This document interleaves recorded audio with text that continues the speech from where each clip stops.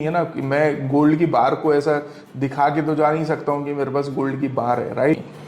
Sixth जो सबसे most जो मेरा इंपॉर्टेंट है और जो मेरा फेवरेट है वो रहता है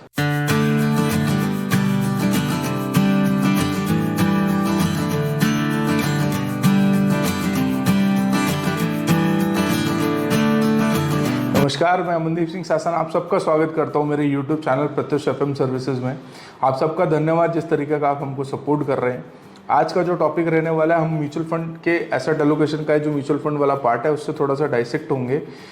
फेस्टिव सीजन आ रहा है तो हम बात करेंगे प्रेशियस मेटल गोल्ड की, क्योंकि हम कहीं ना कहीं जैसे ही साल का सबसे बड़ा त्यौहार हमारा दिवाली आ रहा है तो हम प्रेशियस मेटल की बाइंग करते हैं इन फॉर्म ऑफ ऑर्नामेंट्स या फिजिकल कॉइन्स के थ्रू भी हम बाइंग करते हैं। तो एक ये तो बाइंग करते ही करते हैं, उसके अलावा हम ये कॉन्टेक्स्ट में देखेंगे एज एन अगर हमको एसेट एलोकेशन का गोल्ड वाले पार्ट में अगर हमको इन्वेस्टमेंट करना है विद हमारे दिमाग में ये रहता है कि हमें रिटर्न्स सेंट्रिक या रिटर्न्स के पर्सपेक्टिव पे हम कैसे गोल्ड्स को किस किस फॉर्म में हम इन्वेस्ट कर सकते हैं, उसका टैक्सेशन क्या रहता है और taxation most tax efficient manner कौन सा है जहाँ पे हम इन्वेस्ट करते हुए हम रिटर्न्स भी बना लें। तो ये डिफरेंट फॉर्म्स ऑफ गोल्ड जहाँ पे हम इन्वेस्टमेंट कर सकते हैं विद रिस्पेक्ट टू उनके प्लस और उनके माइनस, प्रोज और cons, with respect to taxation हम डिस्कस करेंगे। उसके बाद में मैं आपको स्क्रीन पे ले जाऊंगा, कहीं ना कहीं छोटा सा कंपैरिजन दिखाऊंगा सेंसेक्स और गोल्ड के हिस्टोरिक रिटर्न्स का।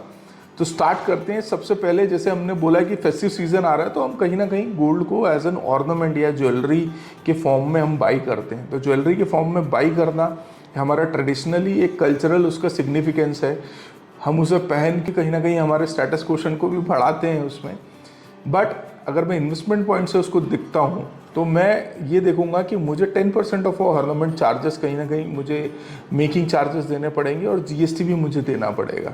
मेरा उसका एप्रिसिएशन है और मेरे टैक्स स्लैब के थ्रू मुझे उसे पे करना पड़ेगा। तो कहीं ना कहीं मुझे डायरेक्ट जो अगर मेरा पर्पस ऑर्नामेंट या ज्वेलरी का है तो मुझे कोई ऑप्शन ही नहीं है ना कि मैं गोल्ड की बार को ऐसा दिखा के तो जा नहीं सकता हूँ कि मेरे पास गोल्ड की बार है, राइट।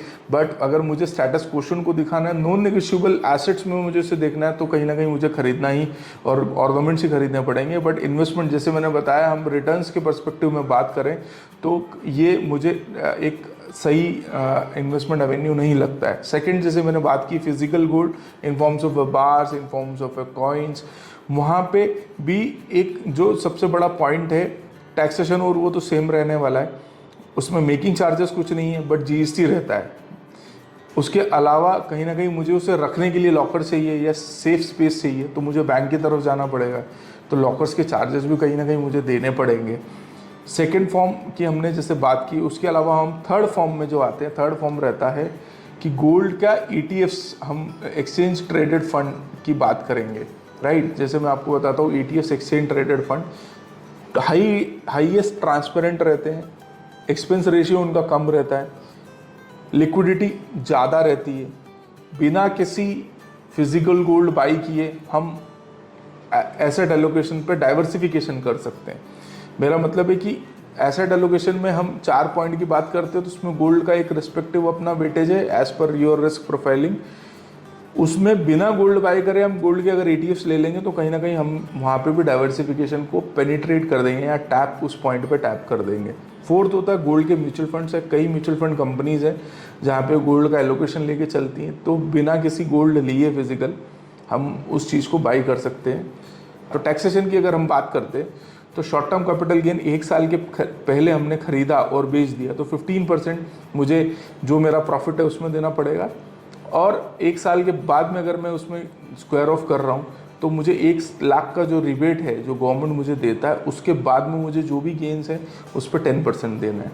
अब हम जो 5th पॉइंट है हम उस पर बात करते हैं तो वो रहता है कि हम गोल्ड, एक new era of digital gold के थ्रू हम डिजी लॉकर या डिजिटल गोल्ड बाई कर सकते हैं। अगेन मैं इस पे पॉजिटिव्स की इसकी बात करता हूँ तो पॉजिटिविटी ये है कि हम कभी भी, मतलब ये हाईली सिक्योर है, हाईली ट्रांसपेरेंट है, प्योरिटी से कोई भी जो है छेड़छाड़ हो नहीं सकता। प्योरिटी से छेड़छाड़ फिजिकल गोल्ड पे भी नहीं हो सकता, क्योंकि फिजिकल गोल्ड भी BIS हॉलमार्क जो आजकल एक स्टैंडर्ड है उसके सबसेट में मिलता है, तो वो प्योरेस्ट फॉर्म है गोल्ड का, ऐसा बताया जाता है। बट अगर मैं इसकी बात करता हूँ तो इसमें मैं जो है मेरा थेफ्ट या मेरा लॉकर में रखना या मुझे निगरानी में रखना, वो चीज़ें मेरी हट जाती हैं। सिक्स्थ जो सबसे मोस्ट जो मेरा इम्पॉर्टेंट है और जो मेरा फेवरेट है वो रहता है सोवरिन गोल्ड बॉन्ड, जो बैक्ड रहता है गवर्नमेंट ऑफ इंडिया का। हर साल सीरीज़ आती है गोल्ड बॉन्ड की। सबसे बिगेस्ट पॉइंट अगर मैं इसकी बात करता हूँ तो 2.5% का अश्योर्ड रिटर्न है, गोल्ड भले ऊपर जाए या नीचे जाए।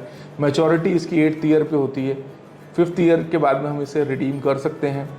और मैच्योरिटी जितनी भी होगी 2.5% का इंटरेस्ट के बाद में जो भी मैच्योरिटी का वैल्यू होगा वो एग्जेम्प्टेड रहेगा, उस पर कोई टैक्स नहीं रहेगा। सबसे बड़ा एक जो इसका पॉइंट है। मेरा पर्सनल रीज़न एसेट एलोकेशन में गोल्ड को तवज्जो इसलिए देना होता है कि जब जब सेंसेक्स ऊपर जाता है तब तक गोल्ड कहीं ना कहीं सैगेंट रहता है।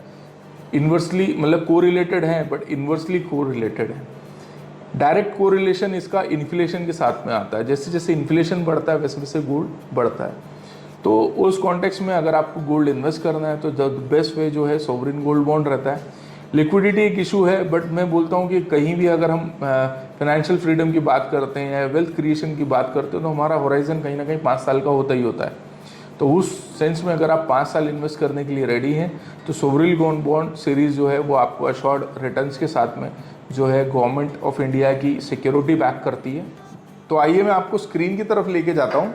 स्क्रीन में हम अगर लास्ट के 10 ईयर्स की बात करते हैं, 10 ईयर्स के गोल्ड के रिटर्न्स की बात करते हैं तो 2014 में 28,000 रुपये पर 10 ग्राम गोल्ड था। आज हम बात करते हैं तो 58,385 है। टेक्निकली अगर हम बात करें तो ऑलमोस्ट डबल हमें रिटर्न दिया है। बट मार्केट ने, अगर मार्केट की बात करते हैं तो मार्केट ने हमें 10 साल में 2013 अगर बात करें, 2014 से बात करें तो 20,000 से हम कहीं ना कहीं आज आ गए हैं 64,000 में। तो इसे कंपैरिजन मैंने इसलिए किया है कि रिटर्न्स भले ही आपको मार्केट में ज़्यादा दिखेंगे, but stability point of view अगर मैं बात करता हूँ या मैं रिटर्न्स की जो स्टेबल या रिस्क की बात करता हूँ, रिस्क और रिटर्न के रिवॉर्ड्स की बात करता हूँ, तो मुझे एलोकेशन तो देना ही देना है। तो वहाँ पे मुझे जो गोल्ड है वो बेटर साउंड होता है। ऐसा नहीं है कि गोल्ड रिटर्न्स बिल्कुल नहीं दे रहा है, रिटर्न्स देता है। मेरे पर्सनल पोर्टफोलियो में गोल्ड का जो वेटेज है वो 7% है। उसके अलावा आपकी रिस्क प्रोफाइलिंग से इसको तय कर सकते हैं। आशा करता हूँ आपको ये कंटेंट अच्छा लगा होगा। अगर आपको ये अच्छा लगा है तो इसे प्लीज़ लाइक, शेयर और सब्सक्राइब कीजिए, ताकि ये फाइनेंशियल लिटरेसी का जो हमने एक मुहिम सी छेड़ रखी है उस पर आप वैल्यू एडिशन कर सकें। आपकी फाइनेंशियल लाइफ में वैल्यू एडिशन हम करते रहेंगे। धन्यवाद।